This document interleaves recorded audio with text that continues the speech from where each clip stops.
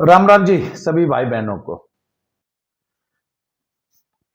किसान नेता पुष्पेंद्र चौधरी और सत्यपाल मलिक पूर्व गवर्नर,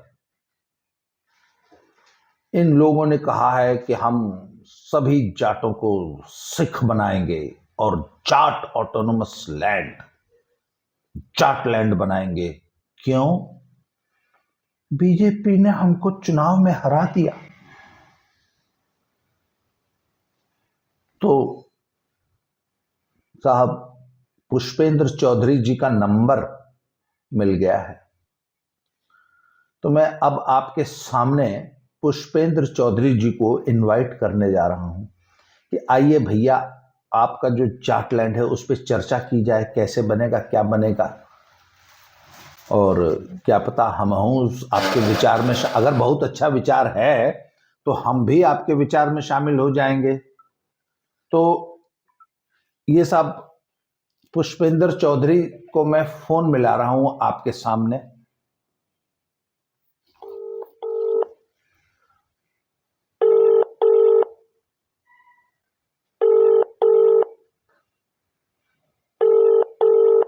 ये घंटी जा रही है उनको। The number you have dialed is currently busy. Please try later. उन्होंने काट दिया है। डायल किया गया नंबर अभी व्यस्त है, कृपया कुछ समय पश्चात प्रयास करें। चलिए साहब, पुष्पेंद्र चौधरी जी ने तो फोन काट दिए। चलिए दोबारा करेंगे, हम इनसे बार बार समय लेते रहेंगे। तो अब मेरे कुछ सवाल हैं। पुष्पेंद्र चौधरी जी, कुछ लोगों को मैंने एक वीडियो बनाई थी आज से 2 दिन पहले, तो पुष्पेंद्र चौधरी जी वो वीडियो लोगों को शेयर कर रहे हैं और ये बोल रहे हैं कि संघियों को मिर्ची लग गई है, हमारे जाटलैंड के प्रस्ताव पर संघियों को मिर्ची लग गई है। तो मैं उसी पर उनको चर्चा के लिए इनवाइट कर रहा हूं। अगर आ जाएंगे तो बहुत अच्छी बात है, पर तब तक मैं पब्लिक के कंजम्पशन के लिए, और पुष्पेंद्र चौधरी जी मुझे फॉलो कर ही रहे हैं क्योंकि मेरी वीडियो लोगों से शेयर करते फिर रहे हैं, तो उनसे मैंने 5-7 सवाल कंपाइल किए हैं। मैं आज की इस वीडियो में वो सवाल पूछना चाहूंगा उनसे। तो साहब मुझे ज्वाइन कर चुके हैं नन्हे पहलवान, और अभी मैंने आपको दिखाया कि मैंने पुष्पेंद्र चौधरी जी को डायल किया था, उन्होंने फोन काट दिया। नहीं, उन्होंने फोन काटा और साथ में मैसेज आया है कि I will call you back. तो कॉल आएगी नहीं, हम जानते हैं उनके बारे में। नहीं, अगर आएगी तो मैं आपसे दोबारा उनकी बातचीत आपसे दिखाऊंगा जी। तो उन्होंने जो विचार रखा है जी, वो कहते हैं कि ऑटोनोमस जाटलैंड बनाएंगे और हिंदुत्व को और आरएसएस को हराएंगे। पहला सवाल, कहां बनाएंगे? हाँ, कहां बनाएंगे? भौगोलिक, पहले तो भौगोलिक ज्योग्राफिकल लोकेशन बताइए कहां बनाएंगे, और उस जाटलैंड में जो बाकी हिंदू बचेंगे वो कहां जाएंगे? नहीं, हिंदू नहीं, सिर्फ हिंदू थोड़ी ना। वैसे मैं बताऊं, 2 ऐसे लैंड और बने हैं, पाकिस्तान लैंड और बांग्लादेश लैंड। बांग्लादेश में हिंदुओं का जो अभी जो हाल है वो आप और मैं देख ही रहे हैं, और पाकिस्तान में किसी जमाने में कितने सिख और कितने हिंदू थे और आज क्या स्थिति है। 1947 में क्या रेशियो था हिंदू सिख का पाकिस्तान में, और आज क्या? चलो 1947 छोड़ देते हैं, 1965 का रेशियो उठाइए और आज का उठाइए। अफगानिस्तान से एक एक हिंदू भाग गया, एक एक सिख चला गया। शायद कुछ थोड़े बहुत रहते हैं, और उनकी सेफ्टी सिक्योरिटी का क्या हाल है वो तो आप इसको तो बताने की जरूरत नहीं है। और अभी तो लेटेस्ट बांग्लादेश में 2024 में स्टूडेंट्स का एक सिंपल सा प्रोटेस्ट था, और उसको वो कहां तक गया आप जानते हैं। मतलब कुछ बच्चे शेख हसीना के अंडरगारमेंट्स लेके हाथ में घूम रहे थे। अपार ब्रा, आपा मीन्स बहन बोलते हैं। खैर चलिए वापस आते हैं विषय। आपने पूछा कि ज्योग्राफिकल लोकेशन क्या होगी सो कॉल्ड ऑटोनोमस जाटलैंड की। मैं चलो मान लीजिए आप जाटलैंड मांग रहे हैं और मुझे देना है, मान लो साहब मैंने एग्री कर लिया, ठीक है साहब, आपको दिग्विजय सिंह जी ने जाटलैंड मांगा, मैंने दे दिया। अब आप बताइए कहां बनाएंगे। तो मैं बताता हूं आपका विचार क्या है। हरियाणा, पंजाब, आपने कहा भाई पाकिस्तान में भी बहुत जाट हैं, तो पाकिस्तान, पश्चिमी उत्तर प्रदेश, थोड़ा सा राजस्थान, थोड़ा सा दिल्ली। चलो ये पूरा मैंने आपको दे दिया। अब ये बताओ कि इस पूरे ज्योग्राफिकल खित्ते में जाटों की पॉपुलेशन होगी मुश्किल से 10%। हरियाणा में 24% है, पंजाब में भी लगभग 24% है, पर पश्चिमी उत्तर प्रदेश में 6-8% है, हरियाणा में राजस्थान में भी 6-8% है। तो टोटल मिला के तो मुश्किल से इस पूरे ज्योग्राफिकल खित्ते में 10% होंगे आप। बाकी 90% तो नॉन जाट होगा ना। तो इस नए जाटलैंड में हिंदुत्व को और आरएसएस को हरा लोगे ना, पक्की बात है ना। 24% थे हरियाणा में, तो नॉन जाट ने हरा दिया मिलकर। इस नए खित्ते में तो सिर्फ 10% हो गए, 12-15 हो जाओगे। चलो 15, थोड़ा बढ़ा देता हूं पॉपुलेशन। तो भैया 24% हो गए, नॉन जाट्स ने हरा दिया हरियाणा में। तो नए वाले खित्ते में तो 85-90% होंगे नॉन जाट, फिर हरा देंगे। तो फिर पर्पस तो डिफीट हो गया जाटलैंड बनाने का। पहला सवाल। दूसरा सवाल, जाटलैंड का मतलब क्या होता है? हरियाणा में 24% हो, बाकी 76% कौन है? नॉन जाट। तो फिर इसको जाटलैंड नाम किसने दिया, पहले तो ये बताओ। अच्छा, जाटलैंड तुमको चाहिए तो फिर अहीरलैंड क्यों ना मांगे? राजपूत लैंड, ठाकर लैंड, बाभन लैंड, पर ब्राह्मण तो अलग अलग है। त्यागी लैंड। ना ना ना ना ना, ना अभी है, रुक जा भाई। ब्राह्मण लैंड में सरयू पारीण लैंड अलग बनेगी, सारस्वत लैंड अलग बनेगा, और मैथिल लैंड अलग बनेगा। न्यू नहीं चल काम। वैसे मैं बताऊं, मेरी भी कल 2 जाटों से, हरियाणा के 2 कट्टर पहलवान जाटों से बात हुई है। बुंडी गाड़ी दे रहे थे। किसको? सतपाल मलिक को। नहीं, गलत बात है भाई, गाली नहीं देनी चाहिए, अच्छी बात नहीं है। गाली नहीं देनी चाहिए, प्यार तो बात करो। तो भाई पहली बात तो पश्चिमी उत्तर प्रदेश में कितनी जाट पॉपुलेशन है? 7-8% है टोटल। कितने? 4 जिले। 4 जिले। तो ये जाटलैंड नाम क्यों दे दिया भाई? कोई कहेगा अहीरलैंड है, कोई कहेगा कुम्हारलैंड है, कोई कहेगा धोबीलैंड है। भाई हरियाणा में जो रेवाड़ी वाली सारी बेल्ट है, वहां तो अहीर कह सकते हैं ना। अहीरलैंड दे दो भैया हमें। हाँ, मैं अहीरलैंड दे दो। एक जिला ही दे दो। नहीं तो अहीर में भी ढढोर और ग्वाल, तो ढढोर लैंड और ग्वाल लैंड अलग अलग बनने। गाजीपुर में भी अहीरलैंड, आजमगढ़ में अहीरलैंड, जौनपुर में अहीरलैंड, इटावा, सफाई, मैनपुरी, एटा, शिकोहाबाद में अहीरलैंड। पर अहीर तो 20-22% ही हैं, 8-10%। तो बाकी 90% उनका क्या करोगे? अगर मान लो जाटलैंड बन गया तो नॉन जाट उसी लैंड में रहेंगे या भगाए जाएंगे? 1 मिनट जी। अहीर 8% है 25 करोड़ का। चलो ठीक है, मान लिया। 2 करोड़ का नहीं। चलो मान लिया। चलो मान लिया। हमारा एक सवाल है कि आपका जाटलैंड दे दिया,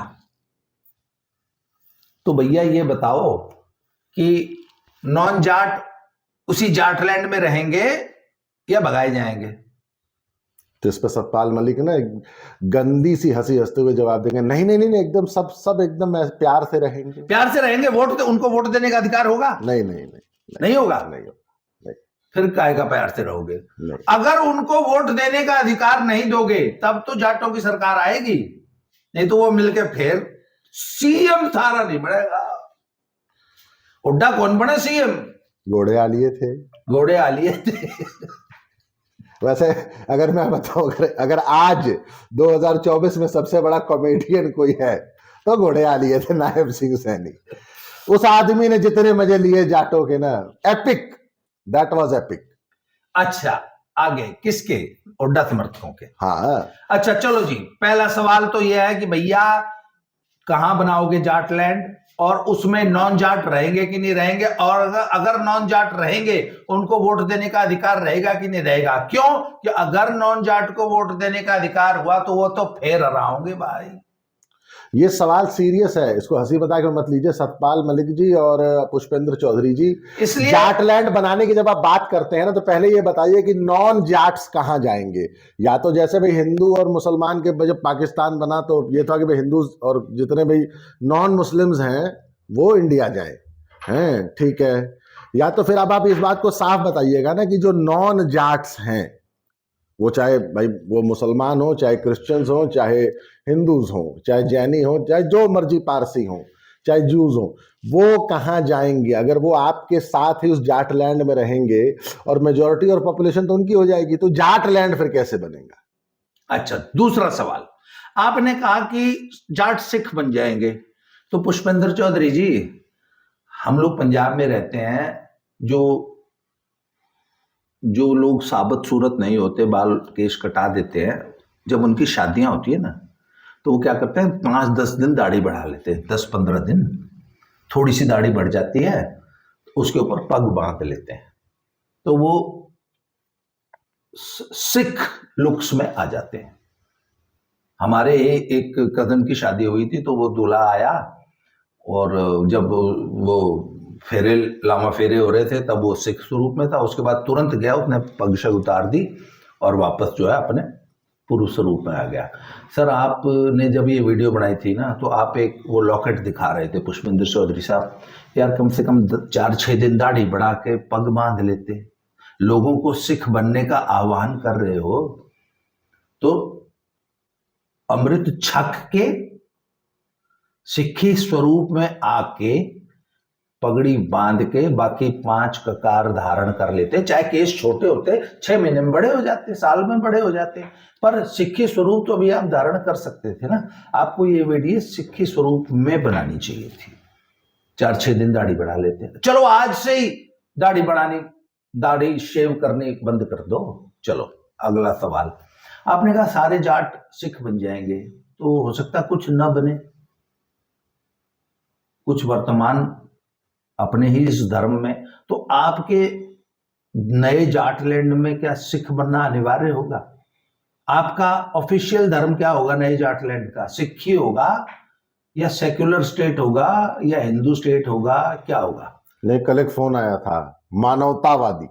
कल मुझे एक भाई ने फोन कराया था कि मैं हिंदू नहीं हूं। मैंने कहा फिर क्या है भाई तू? बोला जो मैं मानवतावादी हूं। मैंने कहा एक बात बता यार, तन्ने हिंदुइज्म छोड़ दिया पर जाटिज्म नहीं छोड़ा, मतलब धर्म छोड़ दिया था ना, जाति नहीं छोड़ी। हमारा क्या अप्रोच है कि भैया हम जाति छोड़ देंगे, मैं बाई कास्ट राजपूत हूं, मैंने जाति छोड़ दी। मैंने कहा ना भाई, मेरी कोई जाति नहीं है, मेरी सिर्फ एक जाति है, मैं भारतीय सनातनी हूं। नेशन फर्स्ट, उसके बाद रिलीजन। अगर मुझे आज भगवान ना करे ऐसा कुछ चुनने के लिए कह दे कि राष्ट्र पहले या धर्म, तो मैं कहूंगा पहले राष्ट्र उसके बाद धर्म। जाति, मैंने कहा जाति एग्जिस्ट नहीं करती, मैं अपनी जाति त्याग चुका हूं, पर आपने जाति पकड़ ली, धर्म छोड़ दिया। खैर, अगला सवाल, तो जी आपने कहा कि सारे जाट सिख बन जाएंगे और मुसलमान भी आपके जाटलैंड में होगा, तो जो मुसलमान हैं जाट, वो भी सिख बनेंगे? उनसे पूछा है कि भाई आप तो सिख बन जाओगे, तो जो मुसलमान है जी वो भी सिख बनेंगे? वो नहीं बनेंगे। तो जब जाटलैंड में रहने के लिए मुसलमान जाटों को सिख बनना जरूरी नहीं है, तो हिंदुओं को सिख बनाना क्यों जरूरी है? इसका जवाब पुष्पेंद्र चौधरी जी, ये क्लैरिटी होनी चाहिए। अच्छा, अगला सवाल, सिख तो जी खालिस्तान मांग रहे हैं, तो आपके जाटलैंड में भी खालिस्तान की मांग तो उठेगी या सिख छोड़ देंगे? तो जो नए जाट, हिंदू जाट जब सिख बनेंगे, तो क्या आप भी खालिस्तान बनाओगे? इसका भी क्लैरिटी अभी से कर दो ना। मतलब मैं कहूंगा भाई मैं भी सिख बनूंगा, मैं भी जाटलैंड में रहूंगा, क्यों भाई, हम भी सिख बनेंगे, फिर खालिस्तान मांगना पड़ा। जाटलैंड में खालिस्तान बनेगा कि नहीं बनेगा, ये क्लियर कर दो अभी से, कल न बात न बाद में खाम खा। तो हमारा वही, क्योंकि मैं तो जाटलैंड में आऊंगा, मैं सिख भी बन जाऊंगा, हमारे पास वोटिंग राइट रहेगा कि नहीं रहेगा, और हम खालिस्तान में रहेंगे या जाटलैंड में रहेंगे, ये कुछ बेसिक सवाल है पुष्पेंद्र चौधरी जी। अच्छा, नहीं, एक और सवाल। ठीक है, आपने कह दिया कि हम संघी हैं। आपके जाटलैंड में वो हिंदू जो संघी है वो रहेगा कि नहीं रहेगा, या हम अपना घर जमीन फ्लैट जलंधर से बेच बाच के यूपी वापस आ जाए? संघी आपके जाटलैंड में रहेगा, वो जाट जो संघी है या हिंदू जो संघी है? नहीं, क्या ऐसा होगा कि संघियों के लिए जाटलैंड में जगह नहीं होगी, सिर्फ कांग्रेसी, कम्युनिस्ट या इंडिया अलायंस वाले, आम आदमी पार्टी के लोग ही जाटलैंड में रहेंगे? भाजपाइयों को, संघियों को, हिंदूवादियों को, सनातनियों को उसमें जगह मिलेगी कि नहीं मिलेगी? हमारे भी कुछ राइट्स होंगे कि नहीं होंगे आपके जाटलैंड? और भारत का कॉन्स्टिट्यूशन चलेगा या शरिया कुछ नया इस टाइप का? ये बातें तो भाई, अब हमारा तो घर है जलंधर में, या तो भाई टाइम से बेच बाच के अपना वापस यूपी चले जाएं, या कहीं मध्य प्रदेश, राजस्थान भी आधा आप ले लोगे तो गुजरात जा सकते हैं, हैं? तो ये बातें आप क्लियर करो। आप दोनों जब अब वीडियो बनाना अगले ना, सत्यपाल मलिक जी और आप, सत्यपाल मलिक है ना, सत्यपाल, झूठपाल मलिक और पुष्पेंद्र चौधरी जी, अगली वीडियो जब आप लोग बनाना तो प्लीज उसमें साफ साफ बताना कि जो हमारे जैसा हिंदू है, जो कट्टर सनातनी है और जो अपना धर्म नहीं छोड़ना चाहेगा, उसके क्या जगह रहेगी, और जाटलैंड रहेगा कि खालिस्तान हो जाएगा, संघी रहेगा, बीजेपी का समर्थक वहां रहेगा कि नहीं रहेगा, और मान लो अगर ये सब रहेंगे तो बीजेपी समर्थक को वोटिंग राइट्स रहेंगे कि नहीं रहेंगे? अच्छा, वो तो बात हो गई। अब एक पॉइंट और, आपने कहा जी जाट बहुत स्वाभिमानी कौम है और जाट सबसे बहादुर कौम है। चलो जी, फर्स्ट आ गए आप, स्वाभिमान में और बहादुरी में गोल्ड मेडल आपका। मेरा एक सवाल है। नहीं, मैं आपको एक बात बता देता हूँ। ये तो राजपूत भी कहते हैं, ये तो बिहार के भूमिहार भी कहते हैं, ये तो उत्तर प्रदेश के ब्राह्मण भी कहते हैं, ये तो बंगाल के लोग भी कहते हैं, ये तो मराठे भी कहते हैं, तो पूरा साउथ कहता है कि हम भी हैं, हम ये भी तो वो बात होगी ना, मेरी दो टांग हैं। नहीं, एक मिनट, दो तीन किसकी? ठीक है, आपने कहा कि भगत सिंह बहुत बड़े योद्धा थे, तो चंद्रशेखर आजाद योद्धा नहीं थे, सुखदेव योद्धा नहीं थे, राजगुरु नहीं थे, नेताजी सुभाष चंद्र बोस नहीं थे, खुदीराम बोस नहीं थे। मतलब ये कहां से आप डिसाइड कर लेते हो कि आप ही बहुत बड़े योद्धा सूर में थे, बाकी लोग कौन थे? लक्ष्मीबाई कौन थी? तात्या टोपे कौन थे? संभाजीराव कौन थे? बालाजी विश्वनाथ, पेशवा बाजीराव, शिवाजी, राणा प्रताप, महाराणा सांगा, ये लोग कौन थे? अच्छा, आप स्वाभिमानी हो, बोले जाट बहुत स्वाभिमानी कौम है, चलो गोल्ड मेडल आपको दे दिया स्वाभिमान का, silver, bronze, third, fourth, fifth, sixth, 25वें नंबर रैंक पे कौन है स्वाभिमान में? तो स्वाभिमान में कोई जीरो भी स्कोर करे है, उनका भी नाम बता दो जी। भाई टॉपर क्लास में फर्स्ट निकालते हैं तो 10वां रैंक भी तो आता है। हाँ जी। तो जी 10वें रैंक पे स्वाभिमान में कौन है, और 25वें रैंक पे कौन है स्वाभिमान में, और लास्ट रैंकिंग किसकी है स्वाभिमान में? ये रैंकिंग भी काट दो, जब जाट तो फर्स्ट आ गए। उसी तरह वीरता में फर्स्ट जाट भाई, सेकंड, थर्ड, फोर्थ, 25वें रैंक, 50वां रैंक वीरता में कौन है, ये भी तो काट दो। मतलब बाकी सब घास छील रहे हैं, तब वीर हो। हमने घड़ी कुर्बानी दी स्वतंत्रता संग्राम में, बाकी के घास छील रहे थे, वहां पे जात का सर्टिफिकेट लेके कुर्बानी दी जाती है। इंडियन आर्मी में कौन सी कास्ट के लोग हैं भाई? पहले जो मुझे लगता है स्वतंत्रता 1857 के रिवोल्ट में जो पहले आदमी जिनको फांसी हुई थी, मंगल पांडे। नहीं, पहले और आखिर के नहीं, मैं शुरुआत कर लेता हूं ना, जिन्होंने रिवोल्ट की शुरुआत की थी। हाँ, लक्ष्मीबाई, तात्या टोपे, तीनों जाट नहीं थे। तो ये नहीं, हम जाट थे। हाँ। मंगल पांडे मलिक, हाँ मान लिया हमने, मंगल मलिक था वो। लक्ष्मीबाई चौधरी, भाई थंबवीर हो, हमने कह दिया वीरता में थारी फर्स्ट रैंकिंग आ गई, 50वीं रैंकिंग बता दो कि भाई हम घने वीर हैं, और बाकी जो बुज़दिल कायर कौम है वो भी बता दो। भाई साहब, ये जो आप वीरता और स्वाभिमान की बात करते हो ना, हर आदमी वीर है, हर आदमी स्वाभिमान है, और आर्मीज में, आज नहीं, राणा प्रताप की आर्मी हो, चाहे शिवाजी की आर्मी हो, चाहे किसी भी आर्मी में, चाहे भगवान राम की आर्मी थी, हर जात, हर नस्ल, हर कौम, हर वर्ग के योद्धा रहे। आर्मी में कभी भी जात देख के भर्ती नहीं हुई। इसलिए फौज का हर आदमी योद्धा है, वीर है, स्वाभिमानी है, शूरवीर है। इसलिए आप लोग जो ये नाल बढ़ाते हो ना, हम गणेश स्वाभिमानी हैं, अच्छा बाकी यहां तेल बेच रहे हैं, इसलिए ये फालतू की बकवास है, ये मत। आप अपना गुणगान कीजिए, आप अपना सब कुछ कीजिए, दूसरों को नीचा दिखा के मत कीजिए। आई समझ में? और भाई एक चुनाव हार गए तो आपकी ये खींच लोगों के सामने आ रही है,